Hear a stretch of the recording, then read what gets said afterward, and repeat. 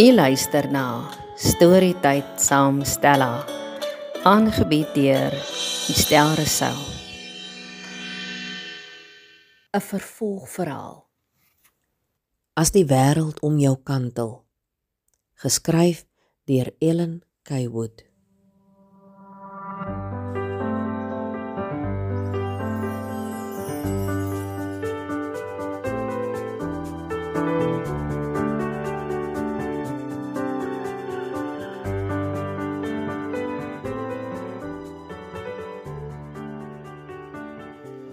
Helene sit heel agter in die skoolkombie op pad terug na die atletiekbyeenkoms.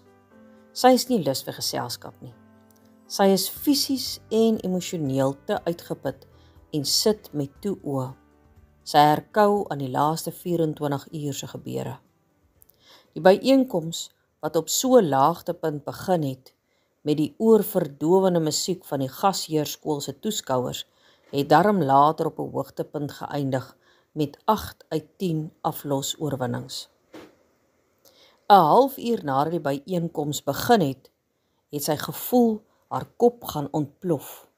Hoe kon die organiseerders van so 'n groot byeenkoms, waaraan daar duidelik heelwat geld gespandeer is, so 'n spektakel toelaat? Wat is nou bereik deur 'n spogbyeenkoms met so 'n lawaai te oordonder? Die toeskouers het net staan en dans, totaal ongeïnteresseerd in die atletiek. Die was beslis net 'n bysaak. Die atlete wat moes wegspring reg voor daardie deel van die paviljoen kon nie die beamptes hoor nie. Sy is seker daardie arme beamptes vanaand doof en hees. Wil hulle vir haar sê, daar was werklik nie eers een groot mens onder al daardie skoolse personeel en ouers wat gedink het dit was onvanpas nie. As die skool 'n behoefte aan geesvang gehad het, kon dit nie op 'n ander geleentheid plaasgevind het nie. Ek weet jamblikke visblikke is oudmodies. Maar nou het ek sowaar alles gesien, het Rassie sarkasties opgemerk toe hulle in 'n stadium ver genoeg weg was, sodat hulle mekaar kon hoor praat. Genadiglik het die kabaal teen 5 uur se kant opgehou, toe die kinders duidelik uitgekuier was. Sy twyfel of party ooit gesien het, daar was atletiek. Sy sien weer die graad 8 se stralende gesiggies voor haar geestesoog, totaal meegevoer deur die opwinding van die hele geleentheid. Vir die meeste van hulle was die tartanbaan en groot stadion heeltemal nuut. Sy herleef Karen se 3 rekords. Teen sononder het Karen reeds die 200 meter en die diskus se rekords verbeter, later ook die 100 meter. Die hele paviljoen, wat nie deel was van die geblær nie, het dawerende applous gegee toe sy meters voor die naaste opponent grasieus oor die wenstreep gegly het. Helene was dankbaar toe sy sien hoe Rassie en haar pa lang staan en gesels het aan die oorkant van die baan, waar daar 'n stuk tartan beskikbaar is vir atlete om op te warm. Rassie het gesê hy wil 'n geleentheid soek om met die pa te gesels oor die kwessie van die fete tussen die 3 dogters. As daar een persoon is waarvoor die ouers almal baie respek het, dan is dit Rassie. Dalk kon hy die ouers oortuig om nie die kind uit die skool te haal nie. Sy dink met trots aan die aflosse. Voor die aflosse begin het sy en Rassie en die 40 paar tienerarms oudergewoonte 'n wye kring in die middel van die veld gemaak. Die res van die wêreld tydelik heeltemal uitgesluit. Rassie het die kinders opgesweep soos net hy kan. Sy voel weer die hoendervleis op haar lyf uitslaan, soos toe almal op een knie afgesak het om te bid. Sy het nie haar oë gesluit nie, net die impak van hierdie gewyde oomblik ingedrink, om dit vir die res van haar lewe in haar hart te koester. Niemand wat nog nie deel van so iets was, sal dit ooit kan verstaan nie. Na die gebed het Leon en Marnus van die onder 19 span in die middel van die kring gaan staan en die spankreet gelei. Die res van die kinders se geskree het agter hulle aan deur die stadion geëgo. Daarna het opgewonde atlete uitmekaar gespat na die verskillende oorgeepunte toe. En sy en Rassie het senuweeagtig na die wenpaal se kant toe gestap om die vrug op hulle arbeid te aanskou. Teen die tyd dat die onder 19 aflosse aan die beurt was, het hulle reeds 6 van die 8 aflosse gewen. Helene onthou die vlinders op haar maag, want die senior se aflos was vir haar die heel belangrikste, terwille van Nonkie. Hoe die kind dit reg gekry het om met sulke stikkende voete te hardloop, sal sy nie weet nie. Sy is ongelooflik dankbaar, omdat die oorgee perfek was. Die kind veld om die laaste draai gewen het, en dat hulle met meer as 2 meter gewen het. Dit was 4 baie opgewonde meisies wat daarna hand aan hand in 'n sirkel gespring en gedans het. Op daardie oomblik was hulle die beste in die hele wêreld. Die arme Nonkie. Haar hart is seer oor die fiasko van vroeër die middag. Toe die skoot klap vir die onder 19 dogter se 800 meter, het sy besef Nonkie het weer eens hopeloos te vinnig begin in 'n poging om by die voorste atleet te bly. Dit was duidelik die dogter het ongelooflike stamina en spoed.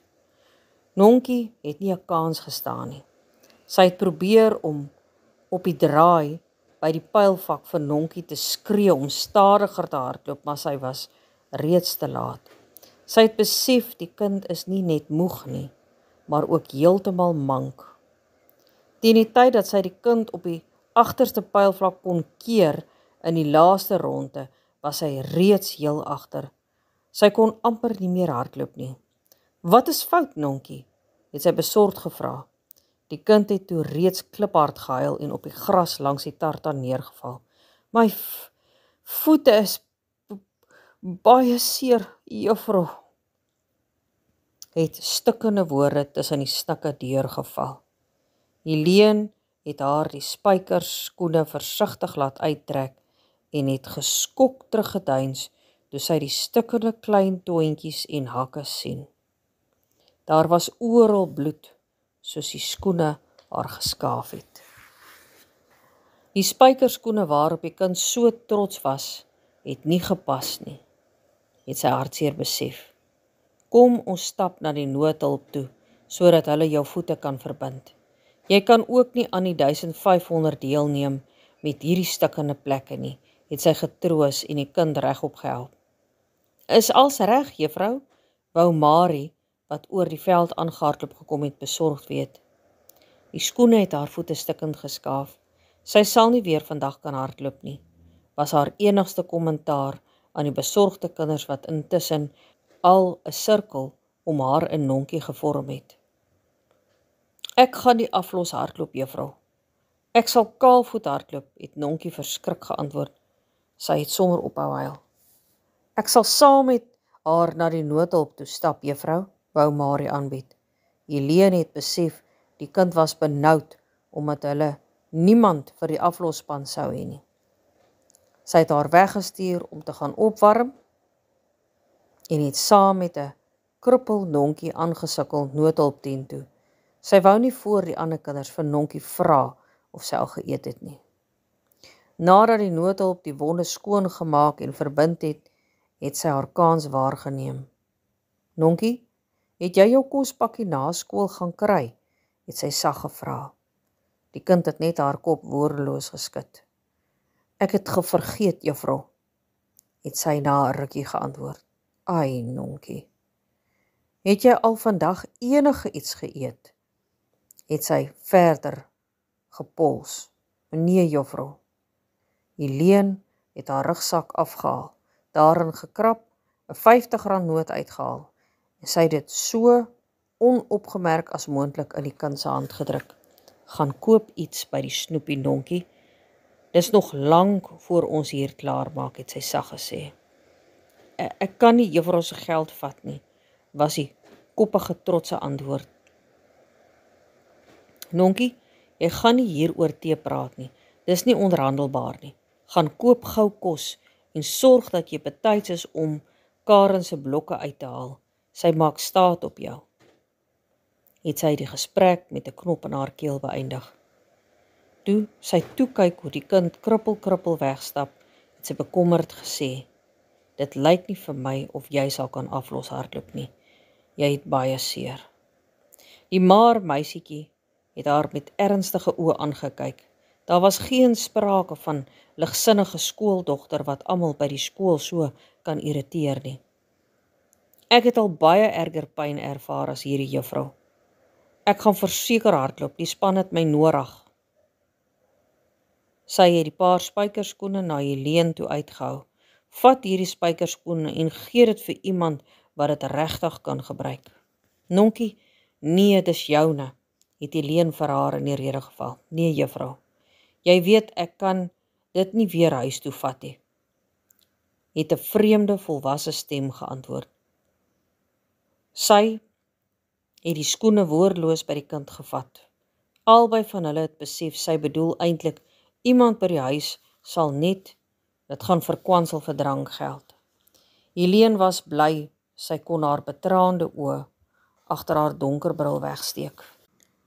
Die lewe het 'n genadeloose manier om party net aan te hou trap. Is dit wat die Bybel bedoel met die sondes van die vaders? Wat gaan van hierdie kind word wanneer sy nie meer by die skool is waar mense nog omgee vir haar nie? Sy dink aan die gesprek met haar man gisteraand nadat hy teruggekom het van sy lang buitelandse sakereis. Sy was vas van plan om hom van haar beplande bedanking te vertel, maar hy het so opgewonde gesels oor alles wat hy gesien en beleef het, dat sy gevoel het, dit was nie die regte tyd nie. Boonop kon sy sien hy was doodmoeg. Sy het haarself voorgedoen om dit môre middag te doen, want Saterdag is altyd rustiger. Sy wonder hoe sy dit gaan benader. Moet sy net met die deur in die huis val en sê sy wil bedank, of moet sy hom vertel van die uitval met die vakadviseur?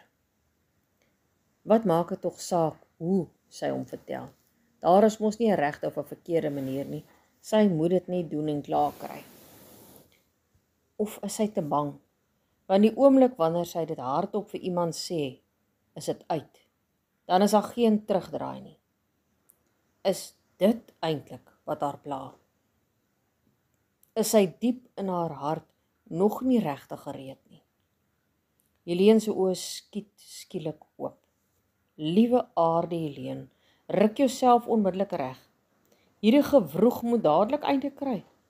Hierdie was net 'n vriendskaplike atletiekbyeenkoms en Nonkie is nie die eerste behoeftige kind nie en sy gaan definitief ook nie die laaste een wees nie. En wat die bedanking betref, sy weet mos sy kan nie so aangaan nie.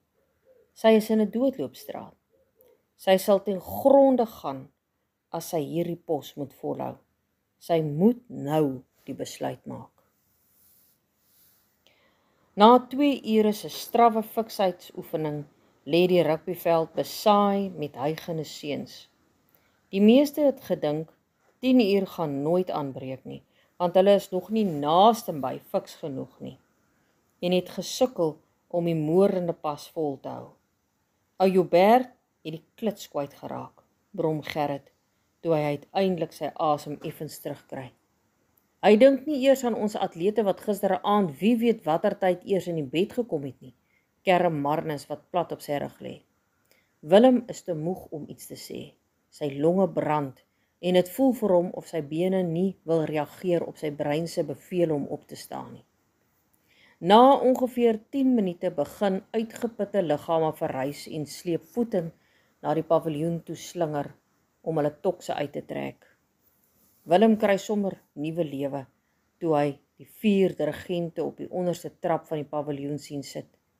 Hulle wag seker net vir die 2 onderwysers wat self nog besig is met wintersportfiksheid sodat hulle die inkoms kan oefen.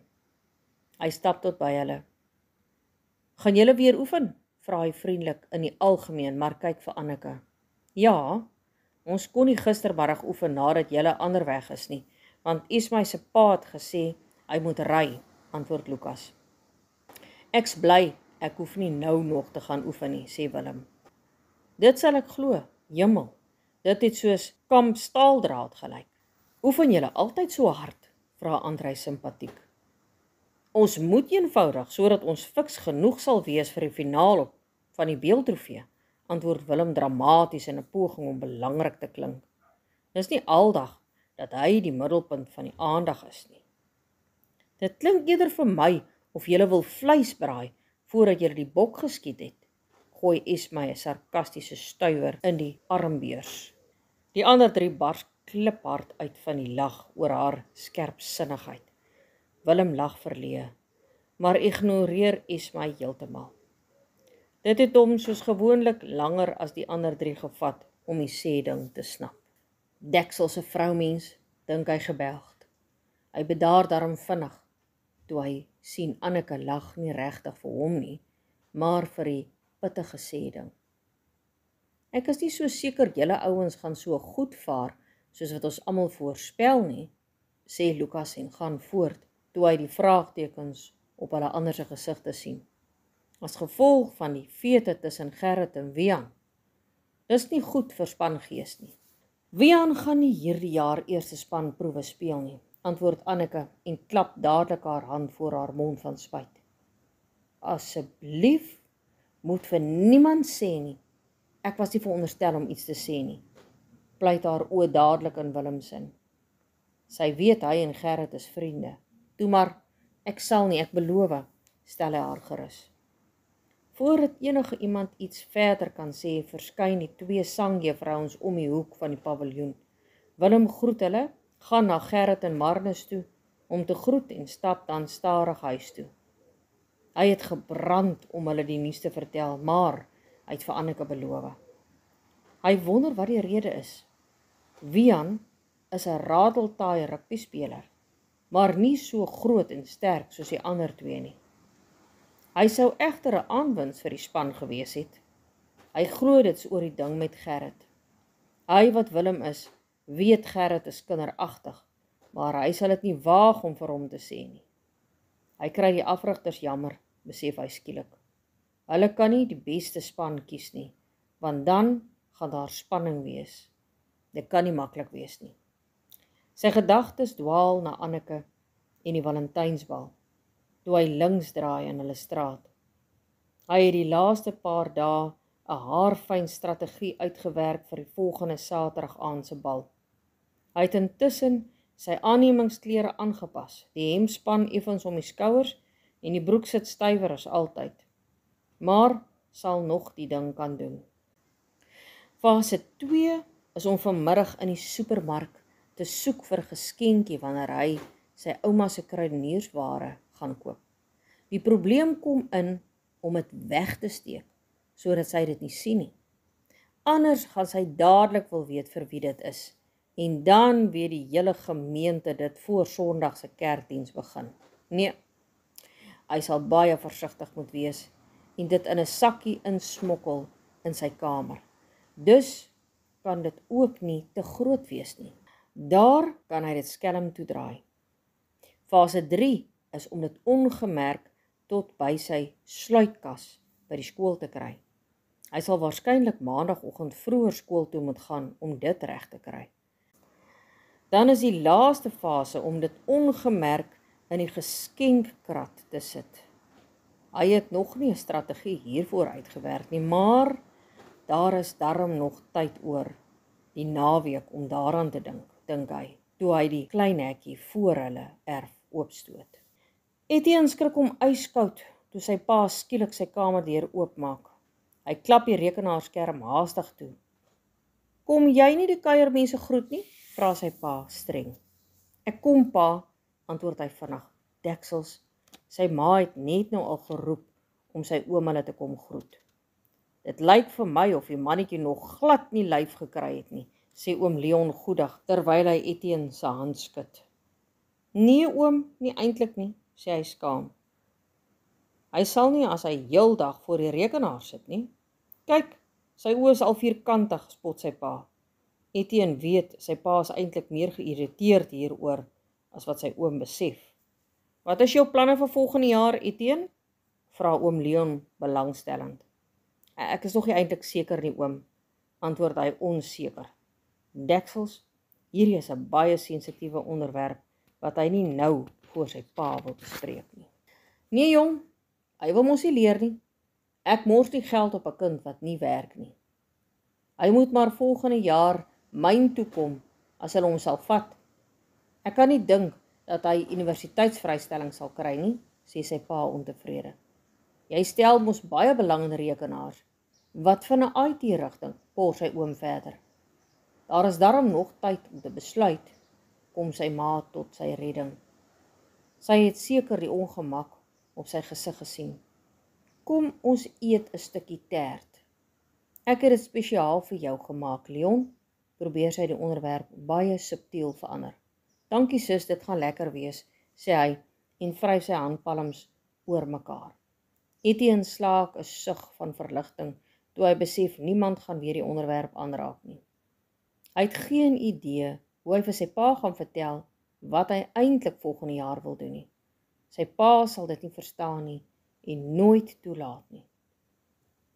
Na 'n sowat 'n uur verskoon hy homself met die wit leentjie dat hy nog aan sy pad moet werk. Gelukkig is die darm nou op datum. Hy kon nie donderdag sy geluk glo toe die pouse vir 'n oomblik alleen in meneer Venter se klas gesit het en sy oog Wian se pad op die rak gesien het nie. Hy het vinnig van die inligting geleen voor van die ander kinders weer ingekom het en kon syne dus gouer afhandel. Meneer het gedreig om sy pa te bel as dit nie voor die einde van die week klaar is nie. Hy was beslis nie lus om elke pouse van die week daaraan te sit en werk nie. Dit was nou vir jou 'n gelukskoot. Hy weet die inligting sal reg wees, want Wian is akademies baie sterk. Nou kan hy rustig in sy kamer verder gaan rekenaarspeletjies speel. Sy ma het gesê, sy sal roep wanneer hy moet kom help om vleis te braai. Hy moet erken, hy het eers 'n bietjie skuldig gevoel, omdat hy Wian se werk afgeskryf het, maar het homself daaraan getroos dat dit die ou se verdiende loon is. Hy het immer sy vriend Gert gruwelik verraai. Anke sit haar rooi pen neer. Haar enigste sekerheid in hierdie stadium is dat sy seker oor alles onseker is. Hoe is daai vir 'n voorbeeld van paradoks, as sy die stylfiguur vir die graad 8s moet verduidelik, dink sy met 'n siniese glimlag. Sy het sopas die 10de kort skryfstukkie van die 180 graad 8s gemerk en is so geskok dat sy besluit het om niks verder te merk nie. Sy het die rubriek nou al 1000 keer gelees en is glad nie seker of sy dit reg interpreteer nie. Sy het besluit om die 10 stukkies wat gemerk is eerder eers vir mevrou Steenkamp te vat, om seker te maak sy is op die regte pad, voordat sy alles moet oordoen. Is dit moontlik dat party kinders die opdrag so verkeerd kon doen? Het sy dit nie mooi verduidelik nie? Sy was so seker, sy het baie moeite gedoen, maar nou lyk dit glad nie vir haar so nie. En as sy met die skryfwerk so misluk het, wie sê al die ander werk is nie ook swak oorgedra nie? Sy weet nie eenvoudig nie wat om te dink nie. Die enigste iets van die akademiese werk waaroor sy wel sekerheid het, is dat die toetse afgerol, gebind, in pakkies gepak en in die kluis is. Sy skud haar kop toe sy die ketel aanskakel om koffie te maak. Dit kon sy genadiglik Vrydag afhandel, toe die skool om 12 uur uitgekom het vir die atletiek. Sy moes eers wag dat die sang klaar oefen, voordat sy in die dirigente kon begin, en het 'n tydjie gehad om dit te doen. Sy weet ook nie of sy die tempo sal volhou om haar eie woonstel skoon te hou en haar skoolverpligtinge na te kom nie. Sy was Vrydagmiddag doodmoeg, sodat sy net op haar bed neergeval het. Sy het eers 6 uur die aand wakker geword. Sy moes Saterdag na die dirigente se oefening woonstel skoonmaak en sal nou moet wasgoed stryk. Moet sy nie maar kyk of sy nie 'n huishulp kan kry nie. Dalk sal Ilse van iemand weet. En wat van die dirigente se inkoms? Die ander dames verseker haar, dit is uitstekend, maar sy weet nie wat hulle in die verlede gedoen het nie. Dus het sy niks om dit aan te meet nie. Gaan sy nie die kinders en die skool in die skande steek nie. Die vuur het so diep in haar hart ingekruip. Sy wil nie hulle moet verneder word voor julle skool nie. Sy wonder ook nog of sy 'n gesonde verhouding met hulle het. Die hoof het hulle tydens die eerste vergadering gewaarsku om nie pelle te word met die kinders nie, maar 'n professionele afstand te handhaaf. Is dit wat sy nou doen? Sy wil ook nie eers begin om te dink hoe min sy van netbal af weet nie. Mevrou Becker is duidelik 'n fantastiese afrigter met jare se ondervinding en kennis. Sy moet dink, sy wat Anke is, sy regte idioot. En wat van haar en haar ma se verhouding? Gaan dit ook weer herstel? Haar pa het haar vanoggend laat weet, haar ma lê in die bed in 'n donker kamer met 'n lap oor die oë nadat tannie Sonja haar laat weet het van haar en Frans se gesprek Vrydag aand. Dit was ten minste een ding waaroor sy goed gevoel het, totdat sy haar pa se boodskap gekry het. Sy het Vrydag aand die moed bymekaar geskraap en hom gebel. Hy was vreeslik verlig en aangedaan oor haar vergifnis en eie skuldbelydenis. Hulle is op goeie voet uit mekaar. Sy sal jok as sy sê, sy is nie hartseer nie. Maar nie oor die gebroke verhouding nie, nee, eerder oor die verlore vriendskap. Hy was vir die grootste gedeelte van haar lewe haar heel beste vriend. Dit is nou verby. Hulle kan dit nie weer terugkry nie. Haar ma se droom dat haar enigste dogter trou met die seun van gesiene oom Frans Wessel senior met die grootste boerdery in die omgewing lê vir altyd aan skerwe.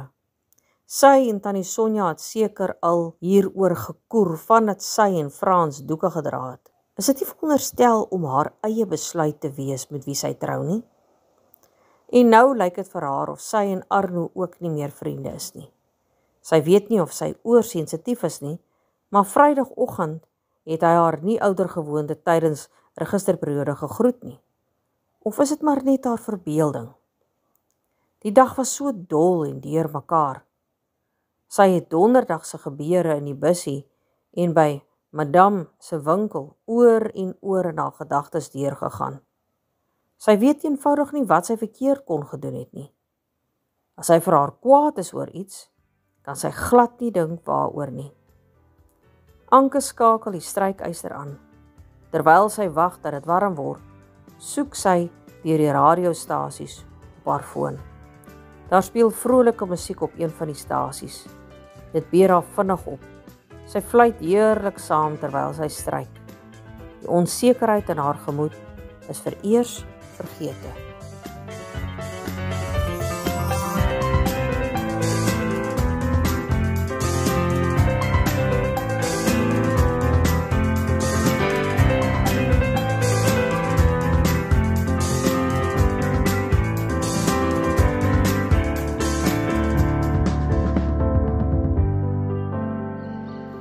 Skakel gerus môre weer in vir nog 'n episode.